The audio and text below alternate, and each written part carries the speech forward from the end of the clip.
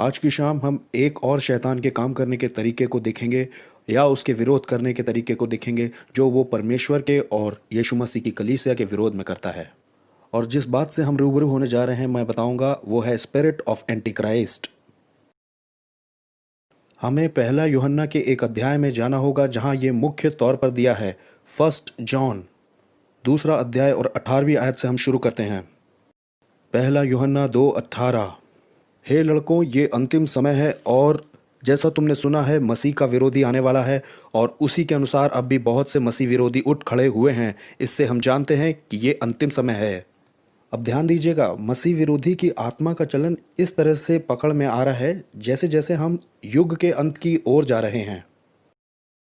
वे यानी मसीह विरोधी निकले हम ही में से हैं। हम में से मतलब यीशु मसीह की कलीसिया से, लेकिन वो हम में से थे नहीं, क्योंकि अगर वो हम में से होते तो हमारे साथ बने रहते। लेकिन अब चूंकि निकल गए हैं इसलिए ये प्रकट हो गया है कि वो हम में के हैं नहीं। लेकिन तुम्हारा उस पवित्र से अभिषेक हुआ है और तुम्हें सब कुछ पता है, या तुम सब के सब जानते हो। मुझे लगता है बाद वाला सही है।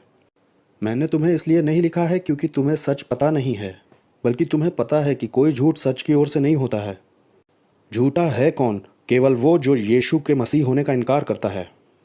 एंटी क्राइस्ट वो है जो पिता होने का और पुत्र होने का इनकार कर देता है। जो कोई पुत्र का इनकार कर देता है उसके पास पिता भी नहीं है, और जो पुत्र को मान लेता है उसके पास पिता भी है। हमने यहाँ देखा है, लेकिन उससे पहले मुझे यहाँ जरा समझाने दीजिए। मैं इस अजीब से शब्द एंटी क्राइस्ट का सही मतलब समझाने की कोशिश करता हूँ। आपको ये बात दिमाग में रखनी होगी, क्रिस्टोस शब्द जो ग्रीक का है उसी से मसीह शब्द निकला है, जो कि बिल्कुल मिलता है इब्रानी शब्द माशियाख से, जिससे शब्द बनता है मसाया। अजीब सी बात यह है कि बहुत सारे ज्यूज़ और क्रिश्चियंस भी नहीं जानते हैं कि क्राइस्ट और मसाया दोनों अलग शब्द तो हैं, लेकिन वो हैं एक ही से। तो जब हम एंटी क्राइस्ट बोलते हैं तो वो है मसीहा का विरोध करने वाला। और अगर हम इस शब्द मसाया का अर्थ समझ लें तो हमारी तस्वीर साफ हो जाएगी। तो ये जो आगे लगा हुआ है इसके प्रीपोजिशन कहते हैं इसे। अब मुझे नहीं मालूम आप में से कितने लोगों को मालूम है, कोई बात नहीं, आपको समझ में आ जाएगा। लेकिन नहीं भी आया तो भी स्वर्ग आपके लिए खुला रहेगा। तो ये जो आगे लगा हुआ है विरोधी, ये एक ग्रीक प्रीपोजिशन है और इसके दो मतलब होते हैं और दोनों का ही प्रयोग हुआ है। इसका पहला मतलब है किसी के खिलाफ होना, तो इसका सबसे पहला काम होगा मसीह के खिलाफ होने का। और इसका जो दूसरा मतलब है वो है उसकी जगह पर। तो इसका आखिरी मकसद ये है कि ये झूठे मसीह को बिठा दे उस जगह पर जहाँ सच्चा मसीह होना चाहिए। तो ये जो ताकत होती है ये सबसे पहले करती है मसीह को बाहर निकालने का काम, और दूसरा मकसद ये होता है कि उसकी जगह पर एक झूठा मसीहा लाया जाए। तो इस शक्ति के काम करने के ये दो तरीके ही हैं। अब जब आपने इसे पहचानना शुरू कर दिया है तो मुझे लगता है आप समझ गए होंगे कि जहाँ नामधारी क्रिश्चियंस होते हैं वहाँ स्पिरिट ऑफ एंटी क्राइस्ट काम करती है पूरी तरह से। मेरे और रूथ के कुछ दोस्त हैं अमेरिका में जो एक चर्च से बिलोंग करते हैं जिसे कहते हैं old line of evangelical stream. मैं उनके डिनोमिनेशन का नाम नहीं लेना चाहता हूँ। और उन्होंने एक दिन मुझसे कहा कि हमारे चर्च में आप बुद्धा के बारे में बात कर सकते हैं, आप सुकरात के बारे में बात कर सकते हैं, आप मार्टिन लूथर किंग के बारे में बात कर सकते हैं, आप प्लेटो के बारे में बात कर सकते हैं, और कोई भी उदास नहीं होगा। लेकिन अगर आपने यीशु के बारे में बात कर दी, हर कोई उदास हो जाता है। अब ये क्या है बताइए? यही है ख्रिस्ट विरोधी का आत्मा। देख रहे हैं आप, ये अभी अपने पहले चरण में है सच्चे मसीह से छुटकारा पाने में। लेकिन एक बात हम सबको समझनी चाहिए कि शैतान के उद्देश्य का अंत सिर्फ इतना ही नहीं है। उसका मकसद है कि सच्चे मसीह की जगह पर एक झूठा मसीहा ला दिया जाए, और यही हम आज देख रहे हैं। और जब आप ये देख पाते हैं तो जाहिर सी बात ये है कि शैतान के ये काम करने का तरीका वहीं पर लागू हो सकता है जहाँ पर पहले यीशु का प्रचार हुआ हो। आप यीशु को रिजेक्ट नहीं कर सकते जब तक पहले आपने सुना ना हो। देखिए, तंत्र मंत्र जादू टोना तो ये अलग चीज़ है। ये तो सारी मनुष्य जाति में जो गिरी हुई है फैला ही है। इसे मैं इस तरह से कहता हूँ, सारी पतित मनुष्य जाति में फैला हुआ झूठा धर्म, जिसमें अलग अलग रीति रिवाज, प्रगटीकरण और तरीके हैं। लेकिन एंटी क्राइस्ट वहीं काम कर सकता है जहाँ क्राइस्ट का पहले प्रचार हो रखा हो। जब यीशु की परीक्षा हुई, जब वो जंगल में थे और अपनी सेवकाई शुरू करने वाले थे, मत्ती के गॉस्पेल में वहाँ रिकॉर्ड किया गया है कि यीशु ने शैतान से कहा, मेरे पीछे हो ले। ये तो नॉर्मल तरीका है ट्रांसलेट करने का, लेकिन बहुत अच्छे तरीके से अगर इसका अनुवाद किया जाए तो ऐसे होगा, मेरे बाद चले आओ। मेरा ये मानना है कि ये एक आत्मिक सच्चाई है कि जहाँ कहीं भी यीशु और सुसमाचार की घोषणा की जा चुकी है, वहाँ परमेश्वर इजाज़त देंगे ताकि किसी उल्टी दूसरी बात का अनुसरण किया जाए। असल में इंसानियत को मजबूर किया जाएगा कि वो किसी एक को चुने, दोनों में से या तो झूठे को या तो सच्चे मसीह को। ये एक हिस्सा है परमेश्वर के काम करने के तरीके का कि उसने झूठे विकल्पों को हटाया नहीं है, और हमारी जिम्मेदारी ये है कि हम सही चुनाव करें। मुझे लगता है ये हमारी जनरेशन से बिल्कुल ठीक मिलता जुलता है। मुझे लगता है कि आज की जो जनरेशन है इसको ज़रूरत तो पड़ेगी कि वो सच्चे मसीह को मान ले या तो फिर झूठे मसीह को मान ले। और ये जो ख्रिस्ट विरोधी का आत्मा है, ये अपनी पूरी पूरी कोशिश करेगा, शायद आपको इसका अंदाज़ा नहीं है, ताकि आप दबाव में आके गलत चुनाव कर लें। अब आइए हम लेते हैं कुछ ऐतिहासिक उदाहरणों को, और अब मुझे ये भी मानने की ज़रूरत है कि मैं कुछ कंट्रोवर्शियल कहने जा रहा हूँ। सच के साथ ये समस्या तो होती है कि वो कंट्रोवर्शियल होता है। मैंने ये ध्यान दिया है कि मैं किसी को भी चिढ़ाना नहीं चाहता हूँ, और दूसरे धर्मों पर भी मेरा हमला करने का कोई इरादा नहीं। बस मैं इतना करना चाहता हूँ कि मैं सच दिखा देना चाहता हूँ। लेकिन सबसे ज़्यादा पुराना और सबसे ज़्यादा ज़िद्दी हठीला जो प्रगटीकरण ख्रिस्ट विरोधी की आत्मा का दिखाई देता है, वो दिखाई देता है यहूदी धर्म में। हम हमेशा यही सोचा करते थे कि क्रिश्चियनिटी जो है वो यहूदियों में से एक डाल की तरह बाहर निकली है, और बेसिकली यहूदी लोग भी आपको यही बताएंगे। वैसे मैं बता दूं कि मैं यहूदी नहीं हूं, मेरी पत्नी है और हम यहूदी लोगों के बहुत करीब हैं। मैं ये बात देख पाया हूं कि ये बात सच नहीं है। अब हुआ क्या है कि क्रिश्चियनिटी जो कि यीशु मसीह की शिक्षा है अपने चेलों को, मैं पूरी चर्चियनिटी की बात नहीं कर रहा हूँ जो सारी दुनिया में चली। यीशु मसीह ने जो शिक्षा अपने चेलों को दी वो पुराने नियम के धर्म का कंटिन्यूएशन है, और यहूदी धर्म उसमें से डाली की तरह बाहर निकला हुआ है। और ये बहुत ज़रूरी है आपका देखना, स्पेशली अगर आप जूइश लोगों से बात कर रहे हैं तो, जो कि अक्सर हमें करनी पड़ती है। तो यही पहला निशान होगा जो परमेश्वर के लोगों के साथ जुड़ा हुआ रहेगा हमेशा। देखिए, मैं कोई यहूदी धर्म में एक्सपर्ट नहीं हूँ, लेकिन अगर आप इसकी टीचिंग को देखेंगे तो आप पाएंगे कि इसमें यीशु का इनकार करना और उसकी पहचान न करना शामिल है। इसमें एक बहुत बड़ा हिस्सा है जो क्या कहता है कि यीशु के किए हुए दावों को पूरी तरह से खारिज करना है। और ये जो दूसरा प्रगटीकरण दिखता है जो एंटी क्राइस्ट की आत्मा का है यहूदीवाद में, जाहिर सी आसान बात यह है कि यीशु के मसीह होने का इनकार करना, लेकिन हाँ, एक मसीह इनके लिए आने वाला तो है। और तीसरी बात, ये इनकार करता है कि पिता और पुत्र का कोई रिश्ता है इस ईश्वरत्व में। ये यीशु के उस दावे का इनकार करता है कि यीशु परमेश्वर का पुत्र था, और ये नहीं मानते हैं कि परमेश्वर का बेटा हो सकता है। और चौथा है, जिसे मैं पहले भी बता चुका हूँ, कि ये इनकार करता है कि मसीहा आ चुका है। एक बड़ी दिलचस्प बात मैं आपको बताता हूँ जो अभी बीते हुई गर्मियों में 1988 को हुई। यरूशलेम में बहुत ही सुंदर पोस्टर्स लगाए गए सभी मेन जगहों पर, जो कि इब्रानी भाषा में थे। उसमें लिखा था कि मसीहा आ चुका है, और अगर आप उससे मिलना चाहते हैं तो आप जैतून पहाड़ पर इस संडे को जाइएगा और वो आपको मिलेगा। बहुत सुंदर तरह से प्रिंट किया गया था। मुझे नहीं मालूम किसने, लेकिन मुझे ये मालूम है कि एक पत्रकार गया था और वहाँ उसने देखा, लेकिन उसे मसीहा नहीं मिला। ये मैंने इसलिए बताया है कि आप इस मुद्दे की गंभीरता को समझिए। आप किसी यहूदी से सहानुभूति के भाव से बात करके देखिए, और आप इस्तेमाल कीजिए मसीह के शब्द का, और तुरंत ही कुछ न कुछ उनकी आंखों में बदल जाता है। ये एक ऐसा शब्द है जो यहूदी लोगों के लिए बड़ा खास महत्व रखता है। अब मैं आपके सामने एक राय रख रहा हूँ, एक विचार पेश कर रहा हूँ। आपका पूरा हक है कि आप मेरे साथ सहमत नहीं होना चाहते तो ना हो। मैं थोड़ी देर के लिए मत्ती 27वां अध्याय खोलना चाहता हूँ और सिर्फ एक आयत पढ़ूंगा, और ये मेरी राय है कि सिर्फ इस एक आयत में स्पिरिट ऑफ एंटीक्राइस्ट का एक बहुत ही पावरफुल मैनिफेस्टेशन नज़र आया है। मत्ती 27वां अध्याय और उसकी 21वीं आयत। यीशु पोंतियुस पिलातुस के सामने लाए गए हैं जो कि हाकिम है।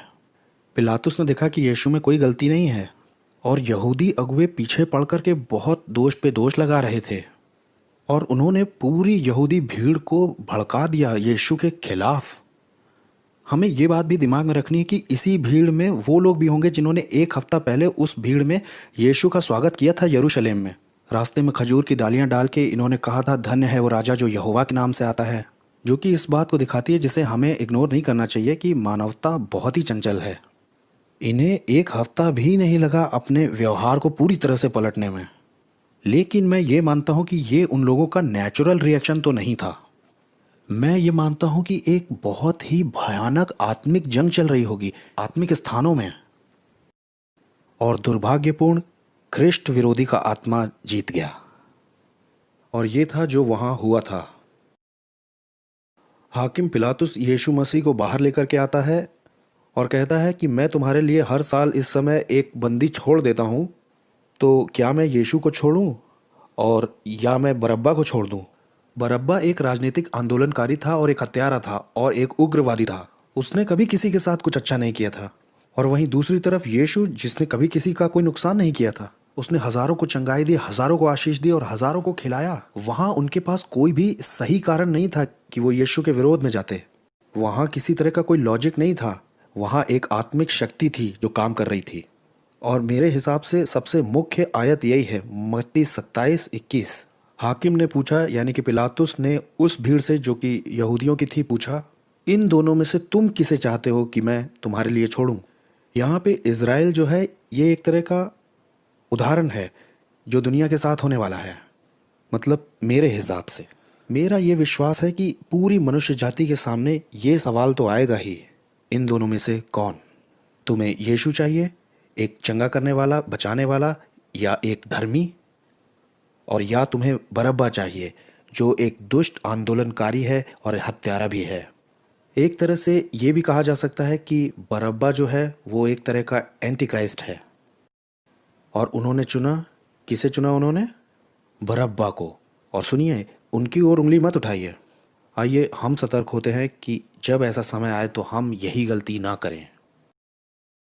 वहाँ पर एक आत्मिक शक्ति थी जिसने उस भीड़ के ऊपर काम किया और उनको बदल दिया एक तरह से पूरी पागल भीड़ में, जो कि गुस्से से भरी हुई थी, ईर्ष्या से भरी हुई थी और विरोध से भर गई जिसका कि कोई कारण नहीं था। और ये मेरा व्यक्तिगत विश्वास है कि ख्रिस्ट विरोधी का आत्मा मनुष्यों के ऊपर सबसे पहले इसी तरह से काम करता है। और एक तरह से इसने यहूदी लोगों को आज तक अपने दबाव में बना कर रखा हुआ है। और यीशु ने इस बारे में उन्हें चेतावनी दी थी। अगर आप खोलेंगे यूहन्ना 5 और 43वीं आयत, इस पॉइंट पर ये विवाद कर रहे हैं उससे कि वो परमेश्वर का पुत्र मसीहा है। यीशु ने कहा कि मैं अपने पिता के नाम से आया और तुम मुझे ग्रहण नहीं करते, और अगर कोई अपने ही नाम से आ जाए तो तुम उसे ग्रहण कर लोगे। और ये बात तो पूरी तरह से प्रमाणित और सच साबित हो चुकी है। दूसरे शब्दों में, मसीह तो मैं हूँ लेकिन तुम मुझे ग्रहण नहीं कर रहे हो। लेकिन अगर कोई झूठा मसीह अपने नाम से आ जाए तो तुम उसे ग्रहण कर लोगे। और जूइश एनसाइक्लोपीडिया ये रिकॉर्ड कर चुका है कि 40 से ज़्यादा झूठे मसीह आ चुके हैं, जो कि उस समय के बाद से होते आए और यहूदियों ने उन्हें ग्रहण भी किया। मैं यहाँ पे 1, 2, 3 के आपको नाम बताऊँगा। उसमें से सबसे प्रसिद्ध है बार कोख्वा नाम का, जिसने उन्हें उकसाया 138 एडी में रोम के खिलाफ विद्रोह करने में। और इसके बाद आया मोजेस, क्रेत का मोजेस, मुझे लगता है 5वीं शताब्दी में आया था वो, जिसने कि उन्हें राजी कर लिया कि तुम समुद्र की ओर चलो क्रेते से और तुम्हें मसीहा मिलेगा। और हज़ारों लोग समुद्र की ओर चले और वो डूब भी गए। और फिर वर्ष 1666 में, जो कि माना जा रहा था बहुत चमत्कारिक साल होगा, सेबेस्टेसवी था, उसने दावा किया कि मैं मसीह हूँ और बड़े ही उत्साह से उसे बड़ी भीड़ ने ग्रहण किया। यहूदियों में एक झूठी शिक्षा और भी है, ये सारे यहूदियों में प्रचलित नहीं है, लेकिन ये एक शिक्षा है तो ये कि जो कोई हमें मंदिर की जगह वापस दिलाएगा वो ही होगा मसीहा। मुझे मालूम है पक्की तौर से आप जानते होंगे कि यहूदियों की जो मंदिर की पवित्र स्थल ज़मीन है वो अभी भी घिरी हुई है मुस्लिम मस्जिद से, और यहूदियों को वहाँ जाने की इजाज़त नहीं है।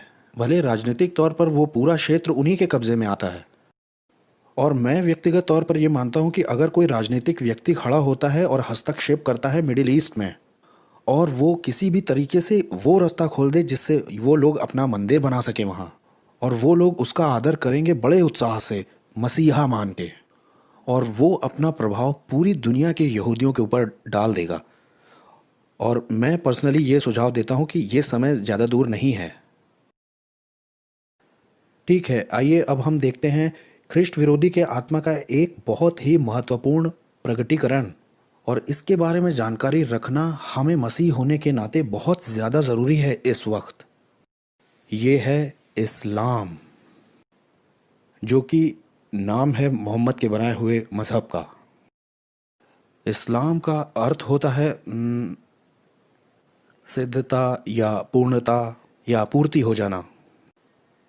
मोहम्मद खड़ा हुआ था 7वीं शताब्दी के अंतराल में और अरेबिया के द्वीप में, और दावा किया था कि मैं एक नबी हूँ, और ये दावा किया कि इसे पाया है एक स्वर्गदूत से एक गुफा के अंदर, जो इस धर्म का प्रकाशन है उसे, जो कि बाद में इस्लाम बन गया। और उसने ये दावा भी किया था कि उसका जो मज़हब है इस्लाम, वो पुराने नियम और नए नियम का असली पूर्तिकरण है।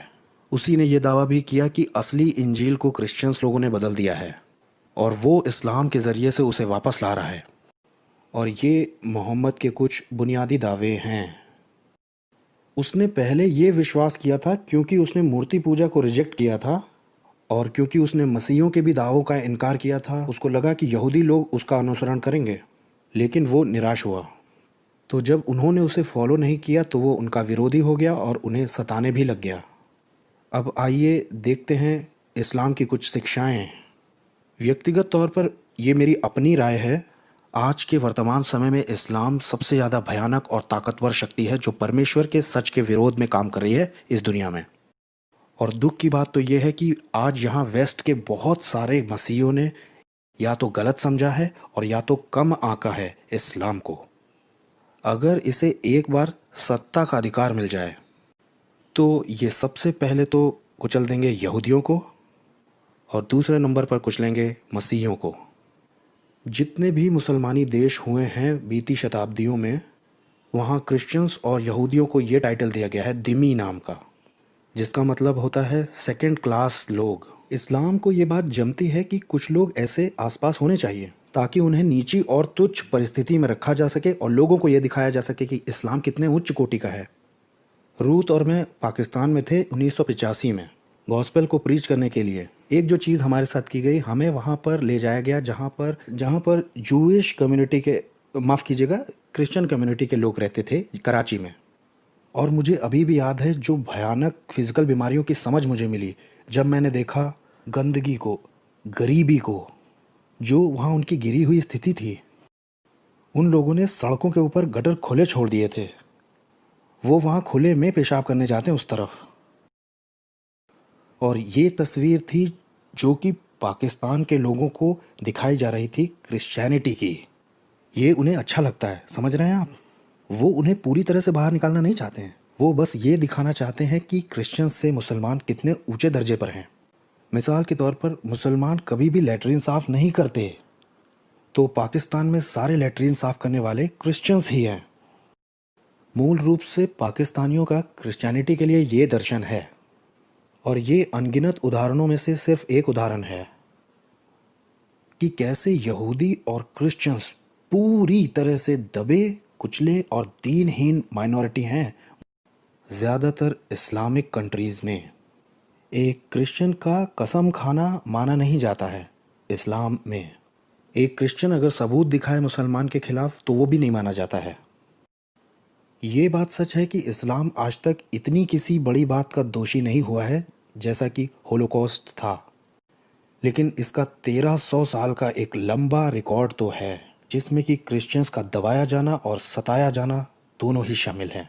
अब जो नहीं जानते हैं उनके लिए समझना तो कठिन है कि उनका पूरे तिरस्कार का नज़रिया क्रिश्चियंस के लिए क्या है।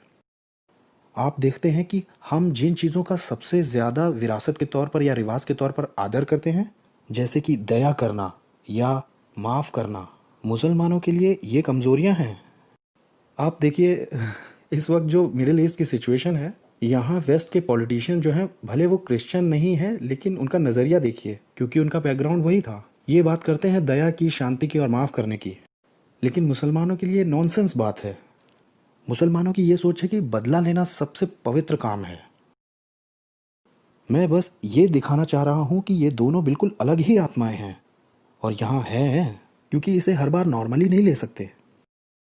अब जैसा कि मैंने पहले भी बताया है कि इस्लाम में कुछ निशान तो हैं, जैसे कि ये जुड़ा हुआ है पुराने और नए नियम से। इसका मानना है कि ये दावा करता है कि ये परमेश्वर के रेवलेशन के हिसाब से ही काम कर रहा है, लेकिन ये मसीही विश्वास के सबसे मजबूत और मुख्य बातों का ही इनकार कर देता है। ये यीशु की क्रूस की मृत्यु के प्रायश्चित का इनकार करता है। मोहम्मद ने कहा कि यीशु मरा ही नहीं, एक स्वर्गदूत आया और उसे आत्मा में उठा ले गया मरने से पहले। क्योंकि कोई मौत हुई नहीं इसलिए कोई प्रायश्चित भी नहीं हुआ, क्योंकि कोई प्रायश्चित नहीं हुआ तो कोई माफ़ी नहीं, और किसी मुसलमान को गुनाहों की माफ़ी का कोई एश्योरेंस नहीं है कभी भी। और दूसरा है कि वो इनकार करते हैं बहुत उग्र तरीके से कि यीशु खुदा का बेटा था। आप एक मुसलमान से बात करते हो कि यीशु एक नबी था और वो आपको बड़े ध्यान से सुनेंगे। वैसे तथ्य ये है कि कुरान मानती है कि यीशु एक नबी था, और ये भी मानती है कि वो एक बचाने वाला था, यहाँ तक कि मसीह भी मानती है। लेकिन जैसे ही आप बोले वो खुदा का बेटा था, आप एक बहुत तेज़ कड़वे विद्रोह को जन्म दे देंगे। वो जो बड़ी प्रसिद्ध मस्जिद है वहाँ, जिसे डोम ऑफ द रॉक कहते हैं, वो उसी जगह पर बनी हुई है जहाँ पर कभी सुलेमान का मंदिर हुआ करता था। उसके चारों तरफ अरबी भाषा में मतलब 2 जगह लिखा है, खुदा को बेटे की ज़रूरत नहीं है। जब तक आपकी खुद इन बातों से मुठभेड़ ना हो, तब तक आपको कोई आइडिया नहीं कि इस बात का कितना उग्र विरोध है। और फिर ये आगे जैसा मैंने बताया कि इनकार करता है ईश्वरत्व में पिता पुत्र के रिलेशनशिप का। तो आप देखिए बड़े रुचिपूर्ण तरीके से ये दोनों जो धर्म हैं, जिनको हमने अभी देखा है आज, यहूदी धर्म और इस्लाम, ये दोनों मिडिल ईस्ट में ही शुरू हुए थे। अगर आप इज़राइल जाते हैं और टूर पर आप एक गाइड को लेते हैं, तो एक पॉइंट पर वो आपको ये बताएगा कि तीनों धर्म जो कि एक ईश्वर को मानते हैं वो यहीं शुरू हुए थे, यहूदी धर्म, मसीहत और इस्लाम। और ये मेरा एक अनुमान है जिसे मैं चाहता हूँ आप भी विचार करें कि ये जो स्पिरिट ऑफ एंटी क्राइस्ट है, ये जो नामधारी या मुंह बोले क्रिश्चियंस हैं उनमें सफल हो जाएगी यीशु को बाहर निकाल देने में। ये बस सिर्फ कहलाने के लिए मसीहत होगी, लेकिन इसमें मसीह नहीं होगा। ये एक मॉरल सिस्टम और एक लीगल सिस्टम बन के रह जाएगी, एक ऐसा सिस्टम जिसमें प्रतियोगिताएं होंगी, हर तरह का मजहब होगा, लेकिन मसीह नहीं होगा। लेकिन एक बार अगर आपने यीशु को बाहर निकाल दिया तो समझिए दरवाज़ा खुल गया ऐसी धारणाओं का जिसमें इस्लाम है, यहूदी लोग हैं और क्रिश्चियनिटी है। और मैं इस तरह से भी सोचता हूँ, ये मेरी खुद की अपनी राय है, कि एंटी क्राइस्ट इसी तरह के एक धर्म को आगे बढ़ाने की कोशिश करेगा ताकि जोड़ दे यहूदियों को, इस्लाम को और धर्म छोड़े हुए क्रिश्चियंस को। मुझे लगता है कि इस तरफ चलने के लिए एक लंबा रास्ता होगा। अगर आप इन दोनों को देखें, जो पोप हैं और आर्क बिशप ऑफ कैंटरबरी हैं, अभी बीते हुए सालों में ही उन्होंने चर्च के अंदर शुरू किए हैं कुछ ऐसे समारोह जहां पर इस्लाम या इस्लाम के मौलाना हैं, और हर तरह के वहां हिंदू भी बुलाए गए, अमेरिका के रहने वाले भारतीय बुलाए गए और इन भाइयों का स्वागत किया गया। देखिए, आप ये बस न्यूज़पेपर में पढ़ सकते हैं, लेकिन ये एंटीक्राइस्ट का ही आत्मा है। इसका उद्देश्य है कि यीशु को बाहर निकाला जाए। वो तो ठोकर का कारण है, क्रूस जो है वो ठोकर का कारण है। अगर क्रिश्चियनिटी से सिर्फ क्रूस हटा दिया जाए तो क्रिश्चियनिटी हर तरह के धर्मों में बंट जाएगी। मैं पर्सनली ये सोचता हूँ कि हम ज़्यादा दूर नहीं हैं इससे, ये मेरी व्यक्तिगत राय है वैसे। और मुझे लगता है कि हमें बहुत ज़्यादा सतर्क होने की ज़रूरत है कि हम ऐसी चीज़ों में कैसा एटीट्यूड रखते हैं या कैसा व्यवहार करते हैं, क्योंकि मुझे लगता है कि धोखा देने की जो आत्मा है वो काम पर लगी हुई है।